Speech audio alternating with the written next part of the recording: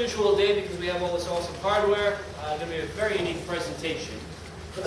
So while that's going around, I'd like to start by introducing our awesome speaker.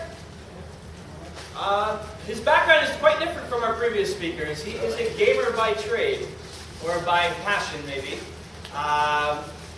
He actually created a 3D real-time strategy game that made him the first winner of the annual Independence Game Festival. Besides that, in his previous role, he was also the CTO of a company called Visual Sciences, which is owned by Adobe. Please welcome the co-founder of FoundationDB, Dave Rosenthal.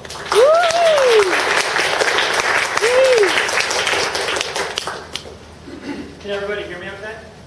Yeah. I don't want to do this microphone thing. That sounds like a mess. So, I know a lot of you guys have never heard of FoundationDB. Some of you guys are testing our product intensively, right? Some of you have just looked at the website. So, I'm going to tell you some information that you can find in the website for sure. But I made this presentation for you guys because I know you're all interested in databases. It's database month, right? So, I wanted to sort of tell you a little perspective on how this database came to be, and a little bit more of the story behind building this database, so you sort of know where some of the ideas come from. So, the real motivation for FoundationDB was created after we sort of dropped out of Adobe and this company and a series of acquisitions, and we got this team together that I'd worked with before and started thinking, what are we going to build as a next project for this?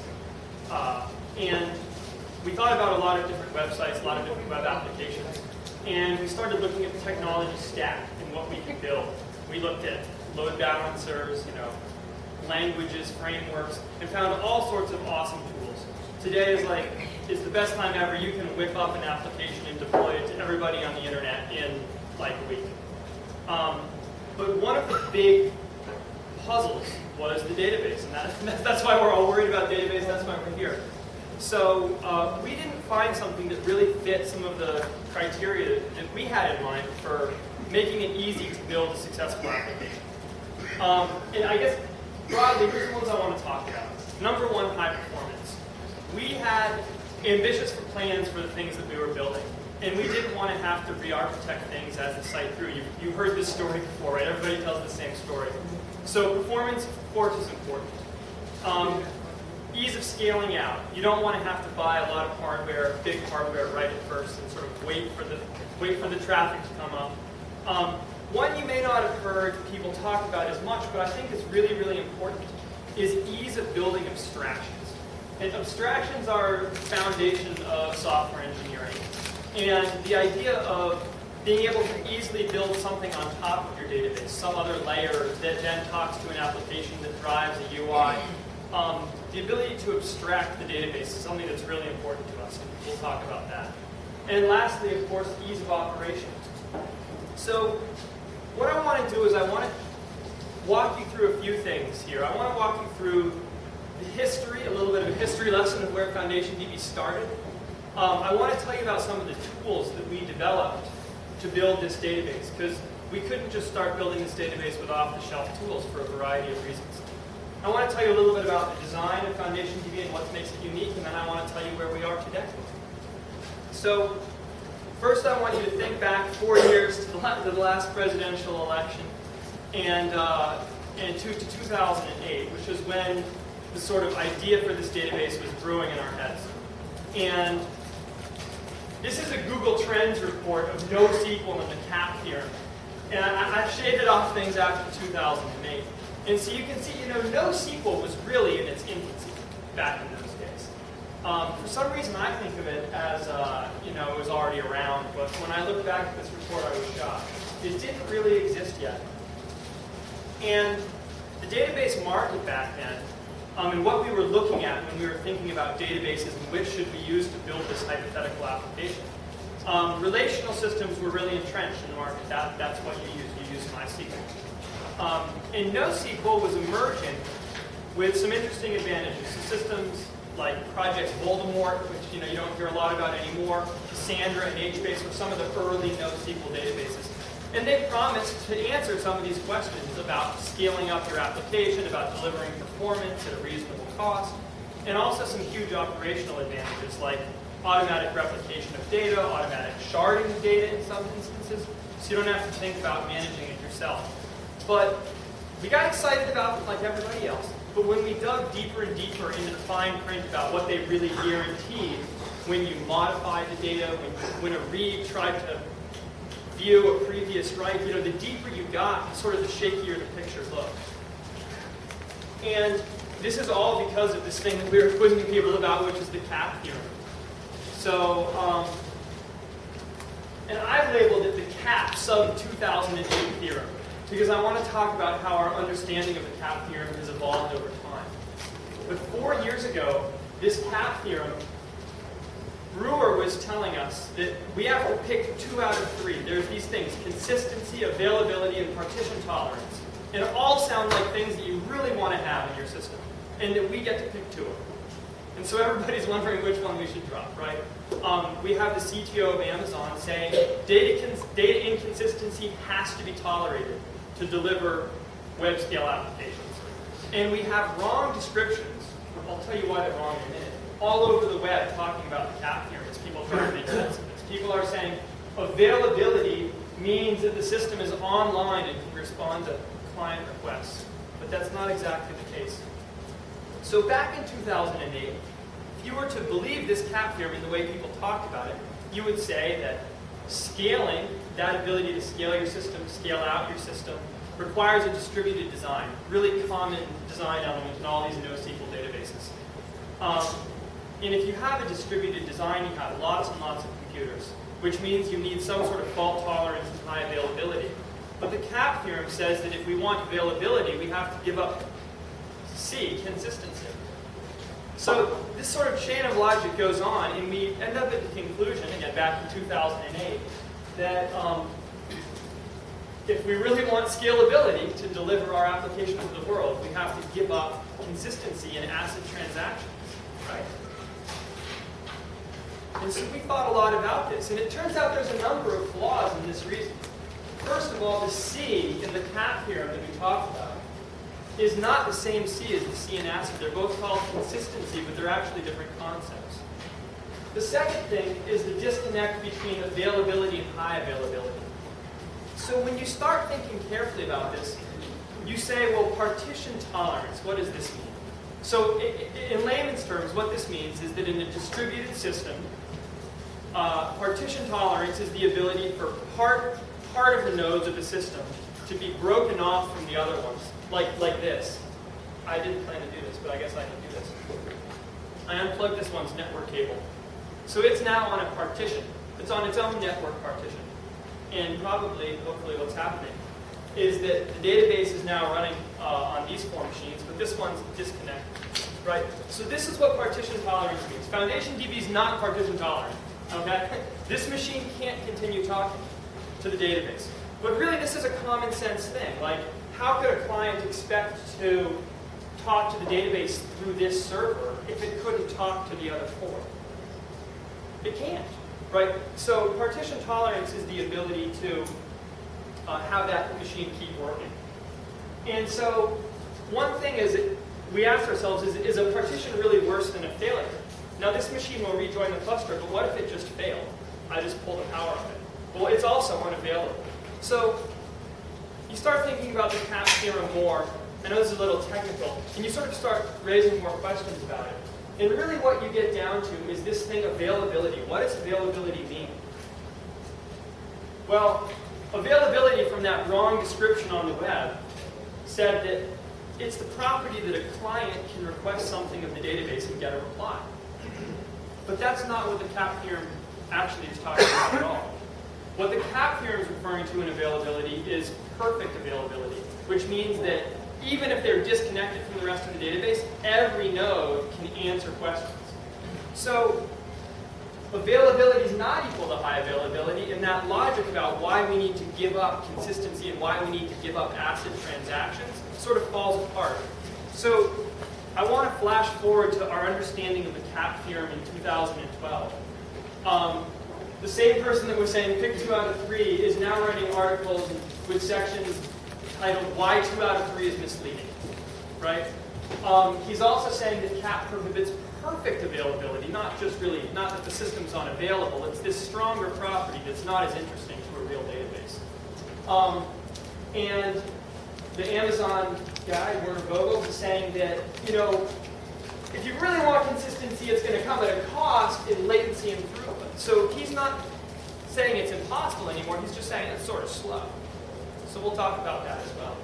But I think the best evidence for how our understanding of how the CAP theorem has evolved to bring us here today is that about a month ago, Google published a paper about Spare, which is their distributed transactional database that they run across the globe.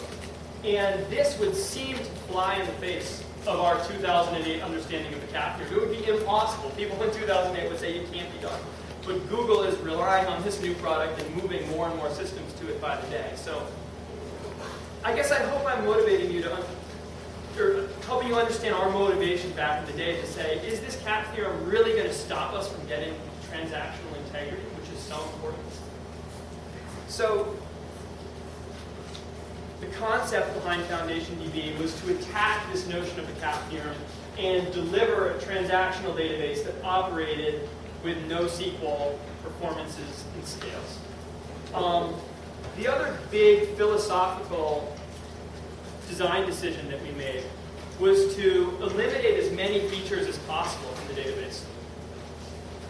And we knew that this was going to be an incredibly challenging engineering project, and that if we just had to put feature after feature after feature baked into the database, make it compatible with other systems, we'd never get it done.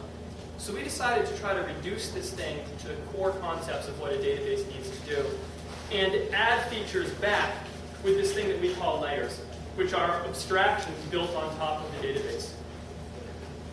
The big thing that this does is it allows the person who's thinking about which database to use to decouple the decision of which API and data model they use and which storage technology they use. I'll explain. Today, when you choose a database like MySQL, you're not choosing one thing, you're choosing several things. You're choosing the SQL API, you're choosing a relational data model, and you're choosing InnoDB, in all likelihood, as your storage technology. If you choose MongoDB, because you have a MongoDB shirt on here, right? You're choosing, the Mongo API, a document data model, and Mongo's storage technology. So the real sort of philosophical goal of FoundationDB is to look at this storage technology problem, the idea of just storing state, and just crush that problem. And then look to the community and ourselves a little bit to build an ecosystem of other data models and APIs on top of that. So we'll talk about how that happens. But that is the concept. So for those of you that know nothing about what we're building, and this is the first time you've heard our name, FoundationDB is database software that is it has an ordered key value API. It's just binary keys and binary values. And it sort of has these core properties of scalability, transactional integrity, and fault tolerance. It turns a cluster of computers that are connected. I got one right here, so I'll point. It turns a cluster of computers that are just connected with a regular Ethernet network into a database that looks to the client just like a single key space. And if I take machines away, add more machines, it still just looks like that same single key space. So, challenging kind of a thing to build these distributed databases. So, I want to tell you guys a little bit about some of the tools that we created to deal with the challenges of building this thing. The first tool, I'll tell you what the challenges were first. Number one, that to build a distributed systems, I've done it before for this project. And what I've learned is that they're really hard to test. Okay? Because if I install our database on this thing and I run a test overnight, and I come in the morning and it's not working anymore, the question of what went wrong and where did the first thing go wrong is almost impossible to answer. Incredibly hard. So what you really need to do is you really need some way that you can build a simulation of the thing that you're trying to build. so that you can simulate it and learn by looking at the simulation what could go wrong. The second sort of practical reality for a distributed database is that there's a tremendous number of asynchronous events happening in the system continuously.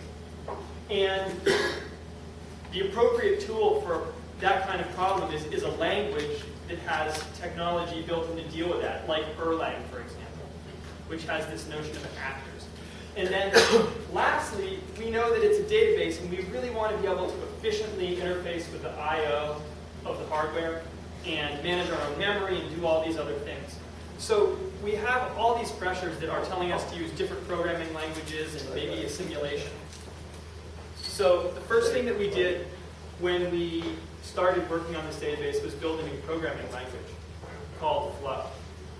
And what Flow does is it adds what's called actor model concurrency to C++. So I'll show you what that is in a second. It adds a few keywords to C++, and the way that it works is that it's not a whole new programming language, it's an extension of C++. So we write code in Flow, and then our compiler compiles that to C++ code, and then that gets compiled to binary code. So what we've built is I guess, to use the jargon, a domain-specific language for running distributed databases that compiles all the way down to a binary program, but lets us have some really high-level tools that offer some really cool advantages. And the biggest question we get asked about this is, no, seriously? A new programming language? Like, come on. But it's incredibly important. And we spent about 3 weeks on the programming language, and 3.5 years of code for this database is now written in Flow, and it's been fantastic. So Flow enables us to use the same code for both simulation and the real world, which drastically improves testability. It has high performance by compiling directly to native applications, and it has really easy, high-level coding tools that help us. So for the engineers in the audience, this is a little chunk of code that I'm not going to quiz you on, but what it does is it asynchronously waits for requests to come in, and it batches them up, and when it has a certain number of them, or when it's been gathering them for a certain amount of time, it puts them together in a batch and sends them out to the next stage of the system. The goal being making that next stage of the system more efficient, because it now gets to deal with batches of work. So if you look at this, it looks a little bit like C++, but all of those things are Flow code. And normally, when you write this program, you would use a thread. And you'd fire up a thread, and you'd start this little program running, and it would sit there on the thread waiting for input. And when input came in, it would add it to the batch, and when the batch was ready, it would send it off. So what Flow does for this is it looks at this, and it rewrites it into this mess, which is hundreds of lines of, if there's a class definition in there, there's a bunch of callbacks, and what it's done is it's broken up all the little bits and pieces that were the body of that code and made them all into callbacks, continuation passing. So what this allows us to do is allows you to not have to run that function in its own thread, which is very slow. It lets you run that thing actually in a single thread and have it sort of be triggered very intelligently. As a thing is ready, it sort of executes the next little bit of code and then hands control back to the person that was sending it results. So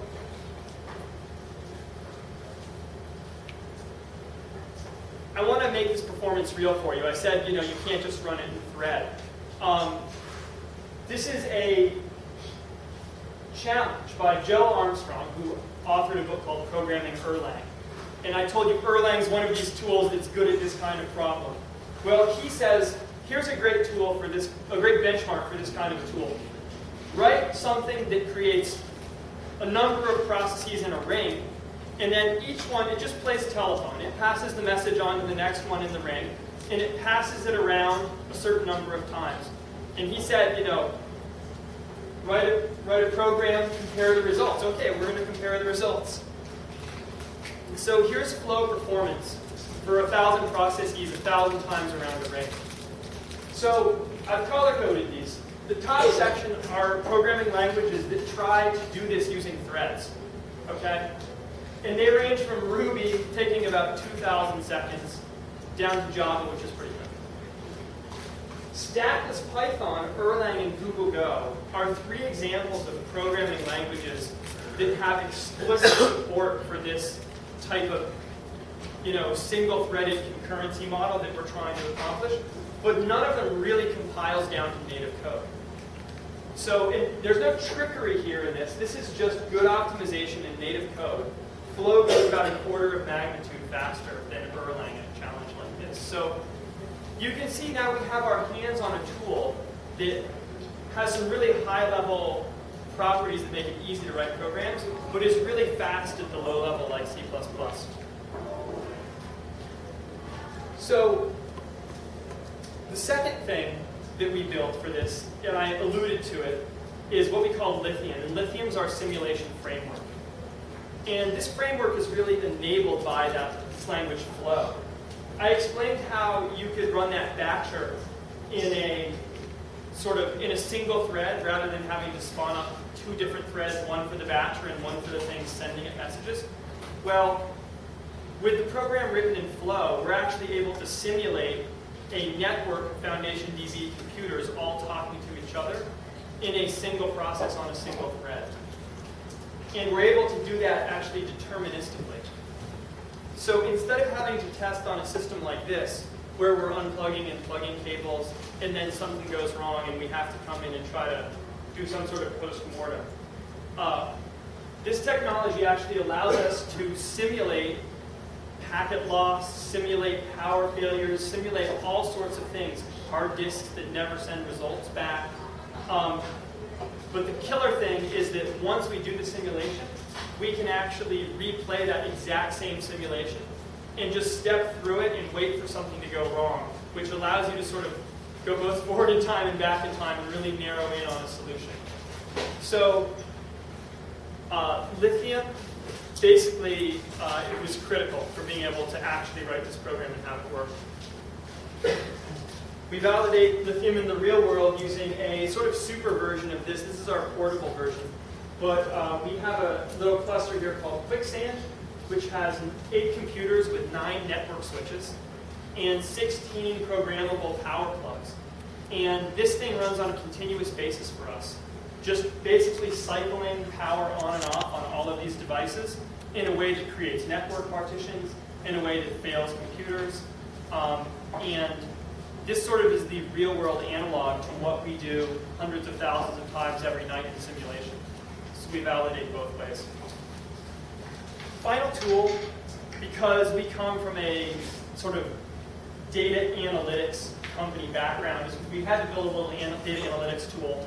So we call this one Magnesium. And Magnesium loads up all of the sort of copious amounts of trace files generated by our program running on a cluster and allows you to pull it all into one place and get a graphical view of what's happening in the system. And again, a key tool for building a product like this. In this instance, we're diagnosing why the number of transactions per second goes down. But we can see that it doesn't just go down, it actually starts oscillating. And we can see that this oscillation is being driven by the internal state of this other component called RateKeeper.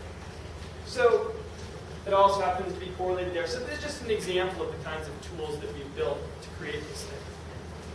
So we've got all the tools. So what's the design, right? We've got Flow, we've got the simulation thing.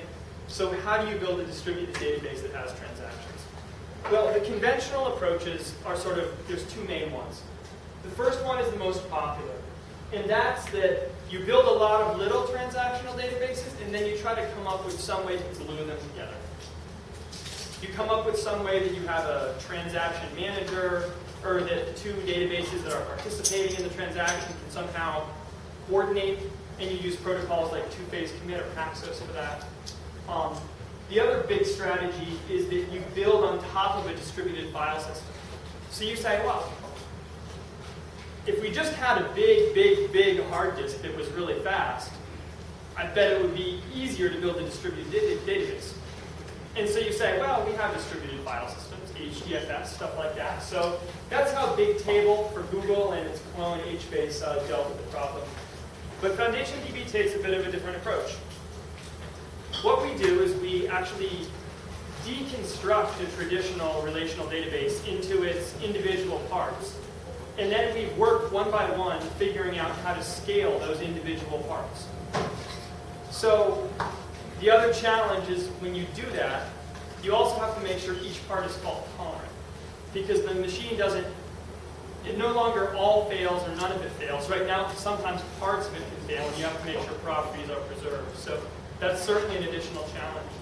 Broadly, the parts are accepting incoming requests, checking for transaction conflicts, logging and storing data. Okay, which one of these do you think is the tricky one? Everybody think, yep. Everybody has the same intuition, right? Storing data, yeah, we could build a distributed system to store some data. Accepting requests, sounds easy. So we shared your intuition, and we did a lot of thinking about that problem, checking for transaction conflicts. Because it sounds like it's some sort of unscalable nut that you're not sure if you can crack. But after a lot of work, I can tell you that this problem is scalable. And we actually have algorithms that we've developed for dividing up the work in this conflict checking problem, distributing it to a number of machines or cores, and collecting the results back. I mean, I guess it's like any other problem. There's a curve of engineering effort associated with the level of scalability that's required. But one thing that we didn't anticipate when we started working on this is that when this problem is really highly optimized, it actually represents a really small percentage of the total work that the system has to do, which doesn't, it's not obvious at all. You'd think that it sort of would be the main bottleneck, but actually in the performance numbers that we show on our website, on a 96-core system, we actually have less than one core dedicated to this transaction conflict checking, and no bottlenecking on it. So that's one of, I think, the key insights for thinking about the problem this way, is this thing that sounds so hard, it actually can be reduced and reduced and reduced to the point that it's actually just not very much work. So what else in the design? This is my training montage slide. I want to tell you that there's some secret sauce, but a lot of building a good database is just a lot of hard work. So we've spent over 3 years in stealth mode, just working on engineering problems like the ones we're talking about here. Writing our own Paxos algorithms, building multi-version data structures, managing our own page caches. We've done an inordinate amount of work on SSDs, the benefit of which is being briefed by you because the Vertex 4 is by far the best SSD on the market for mixed read-write workloads, like databases do. So after all of this sort of 3 years of work, where do we get to in FoundationDB? Where are we now? And the big question, did we reach our big goals of performance, scalability, abstractions, and operation? So high performance, this is stuff on the website, so I don't want to belabor it. And I feel bad because I say exceeding other NoSQL databases. And I'm not going to tell you that we exceed all NoSQL databases and all workloads and all configurations, because it's a ridiculously complicated sort of space of performance, right? But we're very competitive, and in the tests that we have done, we do very well against other NoSQL databases with providing full transactional integrity, whereas the other databases have no transactions. So just some headlining numbers. We can do a 90% read, 10% write workload on groups of 10 keys as part of a single transaction and sustain about 500,000 operations per second on about $40,000 worth of hardware. which is really an exceptional result. If you think about $40,000 worth of hardware, that will buy you one powerful server running MySQL with 128 gigs of RAM and a bunch of fast hard disks. Maybe at that price you can afford a Fusion IO board. But the real power of this is that we can run 24 nodes in that instance, 24 nodes of servers that cost about $1,000 a piece. Stuff them full of SSDs, and we get superior performance. So the other performance benchmark that I'm particularly proud of is this cached reads result. Because one of the most common ways that you try to speed up the database when it starts getting too slow is you add a caching layer on top of it. And many of you will know you add memcached on top of your database so that most of your requests hopefully can hit the cache rather than the database. So one of the things I'm proud of is that working from doing reads on a subset of the data that actually fits in memory, FoundationDB runs over half as fast as a dedicated memcached cluster of the same size. And I know that, yes, we're slower, that's right. But memcached is the absolute benchmark for performance in terms of returning results immediately to individual small requests. And even a dedicated memcached cluster is not twice as fast. The big advantage to FoundationDB being that those reads that you're doing are actually on completely consistent snapshots of the database. So the reason this is exciting for me is that it means there's a new kind of architecture that you can use. And the architecture isn't anymore your database, which has to be hit for important and expensive operations, and then your cache, which hopefully can respond to the high volumes of requests with data that's not too stale. Right? With this architecture, you have caching that's just about as fast as a dedicated caching layer. So you don't have to worry about hitting the database and asking for commonly accessed data, which really simplifies things. In terms of scalability, what we can do, we can add and remove nodes on the fly. I'll remove 2 of these nodes. And hopefully, since there's still a majority here, it will self-heal and come back up and redistribute all of the data that's on there for backup. So you can add and remove nodes on the fly.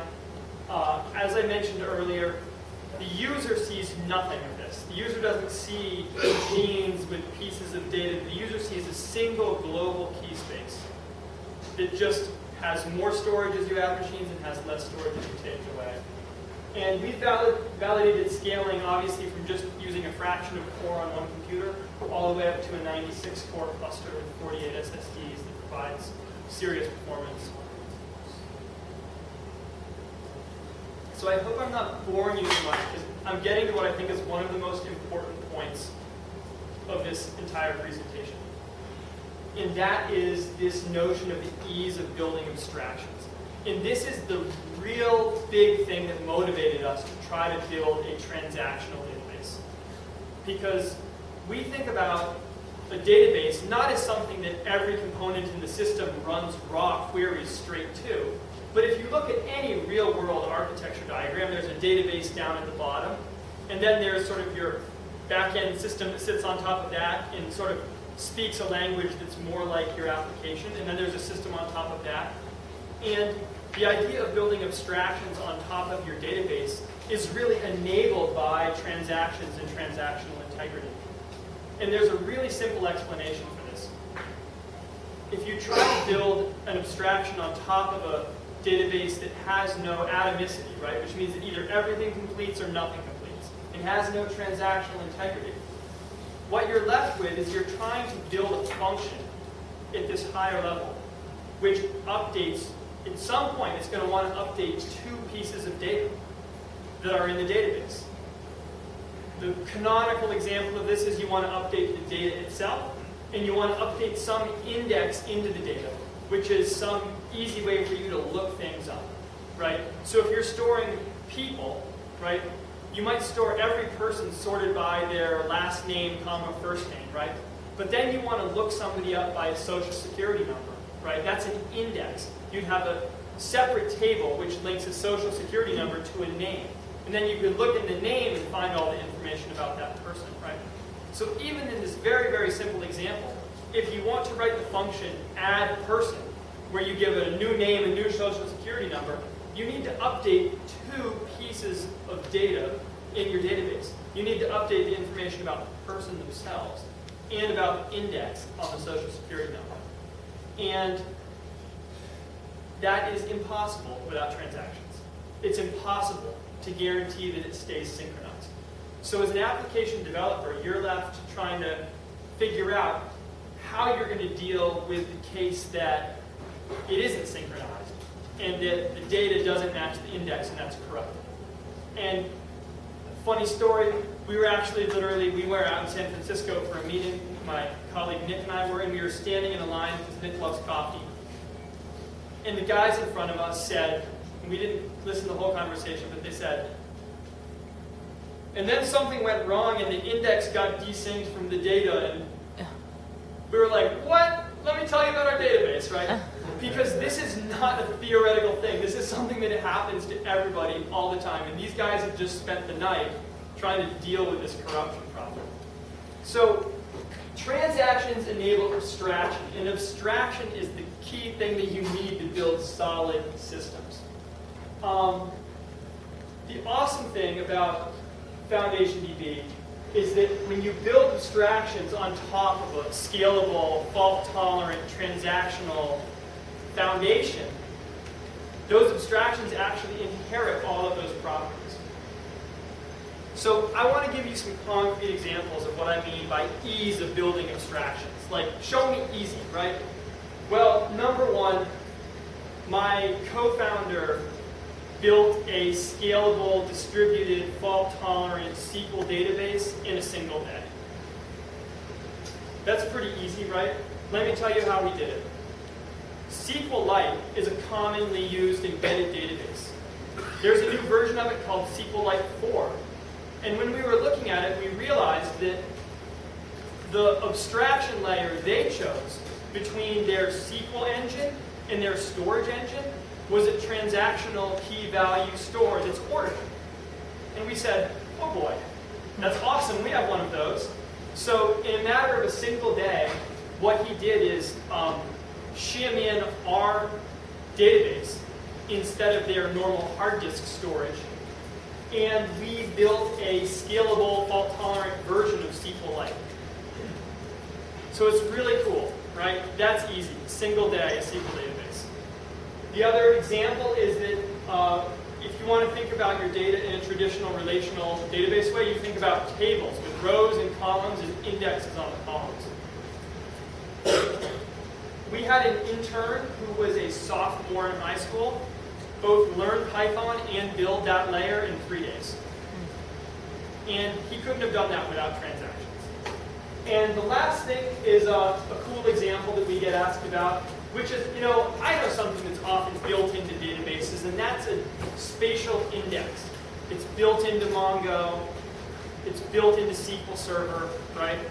So how would you build a spatial index? Is that even possible to build on top of it?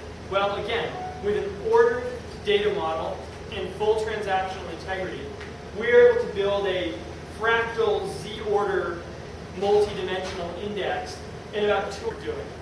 It's that when you give somebody a system that can scale up and maintain these really strong properties about what it does with your updates, what it does with your modifications, it makes building systems like these actually really easy. Ease of operation.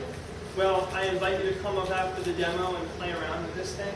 But FoundationDB is highly fault tolerant. There's minimal management required, and all the data, as I alluded to, is automatically partitioned, distributed, and replicated.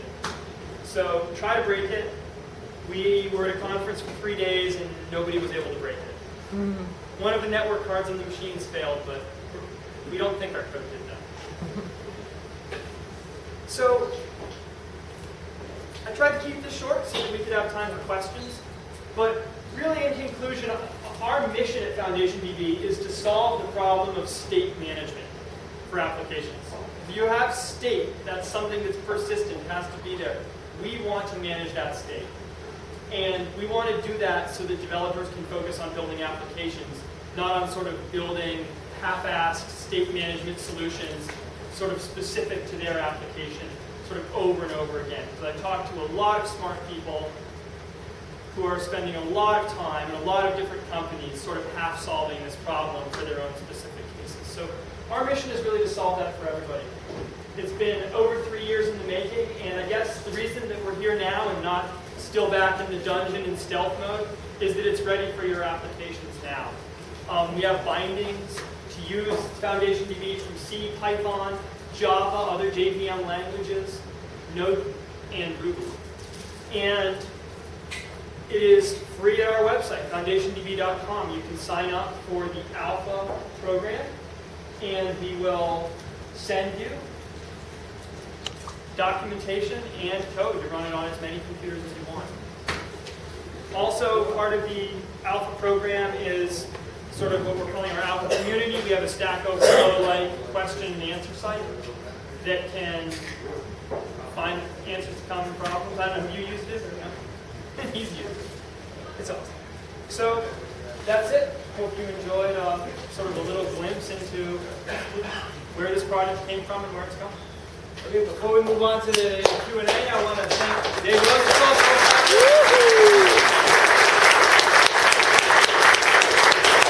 Before we move on to the Q&A also, the basket for the solid-state drive contest is being passed around. At the end of the Q&A, we will be raffling off 5 solid-state drives. Not one, 5 different winners. So you've got a real good chance of winning. Basket's going around. If you don't have a card to throw in, you can write your name on a sticky note. There's an empty packet of sticky notes in the basket itself. And email. Name and email, thank you. Okay, so questions, yes? If you guys releasing a white paper describing your technology, the research behind all your stuff? Yeah, the website mostly has information about the properties of our system, like what it does, what its features are, a little bit about its performance. But this guy right here, Wave, is working on readying a bunch of content. Because the feedback we got from people is they really want to know more about how this thing is built. Right? So we do have a couple of white papers in the works. We have something that we call the Transaction Manifesto, where we talk about some of this about why we think transactions are so important. And we have some things about how the system is designed as well. So hopefully coming soon. Yeah. Thank you. Questions? For a solid-state drive, how big is it from a optimal efficient way to run it? Say 128, but it can be you can use a bigger one or a smaller one? Yes. What's the most efficient size? Yes. So the question is about solid-state hard drives and how do these things work? You know, what's the most efficient way to use them? This is something that we work on a lot, actually, because solid-state hard disks back in 2008 were very different beasts as well. They had extremely good sequential write bandwidth, but extremely poor random write bandwidth. And what happened is that people started thinking about all sorts of new algorithms that might be required to make solid-state hard disks work well. Log-structured merge trees are one of these algorithms. There's a Google product by the name of LevelDB that uses a log-structured merge strategy. And the idea is that, you know, a lot of your random write updates can be sequentialized, and it's more efficient to use on solid-state hard disks. Well, amusingly, our notion of this has shifted in a few years. And in 2012, we actually now think of log-structured merge data structures as actually better for hard disks. And there have been tremendous improvements in the controller technology of solid-state hard drives, which basically allow the hard disk itself to deal with a lot of the algorithmic troubles of doing this copy on write stuff in this log structure. Basically, they're doing a log structure thing internally now. So the sweet spot in the solid-state disk market is picking the right grade or the right manufacturer of commercial-grade solid-state hard disks. The enterprise stuff is extremely expensive and extremely fast, but it's not very fast per dollar. Right? So if what you're after is speed per dollar, this Vertex 4 drive is actually by far and away the best on the market. Most solid-state hard disks are really fast for reads, really fast for writes, but if you try to do both simultaneously, they actually fall apart. They're actually faster at doing only writes and faster at doing only reads, sometimes by a significant factor, like 3 or 4, than they are trying to do both at once. So Vertex 4, 256 gig, 1.5 firmware. It's a very specific answer to your question. Yeah. Next questions? Yes. You have the four steps up there. They were all 10 random points per second, whatever. Yeah. What do those graphs look like if you make the x-axis the number of random points or the size of per transaction? Right. So it sort of turns into a couple of different tests. Oh yeah, sure. I'll just try to speak loudly. So the question was, the graph that we showed was performance over time of a workload that read and wrote 10 random keys, right? And the question was, if we did more keys, what would that look like? And the answer is that it would actually look the same. And it would look the same because that graph was measuring operations per second. So if you just bundled more and more operations into a single transaction, what would happen is it would be doing fewer transactions per second, but the transactions would have more operations and it would balance out. The system would run about the same speed. The second part of the question was what happened if you started writing more data per key value. That was actually using the tests that we show are using quite small values. So we do have some tests that you can see that address that on the website, basically writing big chunks of data. In that case, we talk about it in terms of the sort of total throughput in megabytes per second of writes versus the throughput in writes per second. And sort of there's barriers on both sides, megabytes per second written and writes per second, and sort of in between you get a trade-off between those two. But eventually, you saturate the other one, if that makes sense. Yes? Good questions? Yes, please. First, David, thank you for the wonderful presentation. Thank Very you. informative, and congratulations on creating a product like this. My question to the team is twofold. One is, can you talk a little bit about the size constraints or limitations that you tested with? There's a lot of movement around big data, analysis of big data. Yeah. Have you done testing with the terabyte, petabyte file size? And the second question I have for you is, there's also movement in using things like BigQuery that Google provides, and providing a RESTful API to the data store so you don't have to worry about that. Are your product plans inclusive of something like that, or is it limited to embedding it in your application? Yeah, good questions. Very good question. So I've been to a bunch of conferences that have big data in the title, and I'm still not 100% sure that I know what that is, but I'll tell you what I think it means. I think when people talk about big data, they're usually talking about analytics. They're usually talking about what I think of at a technical level of table scans, scanning through the data sequentially and doing some sort of aggregation or filtering and aggregation and all of that. So that's, for example, what Hadoop does, right? It does big aggregations. FoundationDB is designed primarily for the operational database sort of task. And the difference is an operational database, in the old school you'd call it an OLTP database, is designed for doing lots of random reads and writes to drive some real-time operational system, right? And an OLAP database is sort of the analytics database, and it's really designed to do these table schemes. So the previous company that I worked at, we built an analytics database there and did fast table scans. So now we're doing something different. But in terms of our future plans, any distributed database like this can do analytics at some level, right? Because you can load one row and then load the next row and load the next row. So the question is that efficient, right? That's the real question, is it efficient? And one of the big design decisions that we made with FoundationDB that probably added a year plus to our development time, so sometimes I wonder whether it was worth it, but it's great to have now, is the is the sticking to an ordered key-value data model. It turns out that it's much, much simpler to make an unordered key-value data store than an ordered key-value data store. All sorts of things become a lot easier. So we did, though, build an ordered key-value data store, which means that you can do extremely efficient range read operations. We have a performance graph on our website which shows basically reading streaming ranges out of this database at over 2 gigabytes per second, which pretty much is saturating the network cards of each node in that cluster.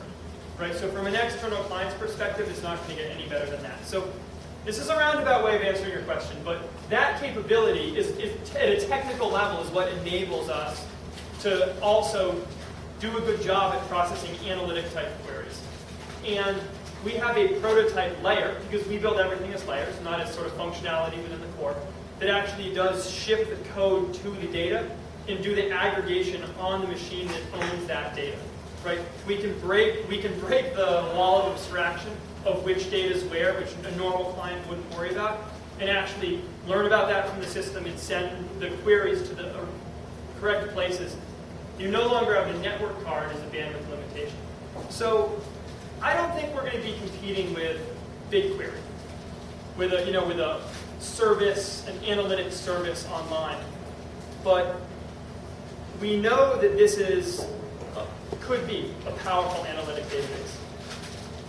Yeah, I envision some other vendor using your database to create an analytics service online. Yeah, I mean, we'd love to do that. I think that would be a great system. And we have time for one more question. Yeah, please. I'm a recruiter. I'm not like a programmer or anything. But like, what I want to know is, since all of these databases are now like being written in different languages, Yeah. how do you remain competitive with staffing? Like, how are you going to still be able to compete with like all of the other companies that have vastly different languages? And what do you do? Well, we do not put as a requirement in our job listing that you know the Flow programming language, because there's like 7 people in the world that know that. So I don't know. It's the same. I mean, we look for people that are talented programmers and love to solve these kinds of problems. We're based out of DC. I guess I didn't say that. We're based out of DC. We took the train up here for the day. And there's a lot of people in DC that work at government jobs or jobs associated with contractors for the government.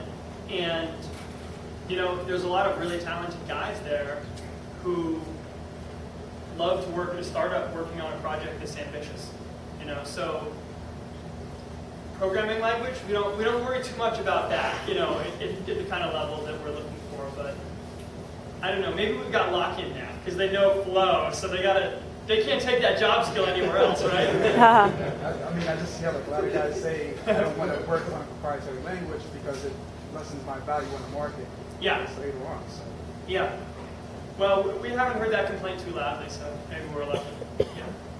Wait, Dave will be here afterwards for one-on-one questions. I saw your hand up. I'm sorry we're out of time for that, but you can come up, talk to him for one-on-one after the raffle and after everyone gets t-shirt. In the meantime, please special thank you, Dave Rosenthal, co-founder.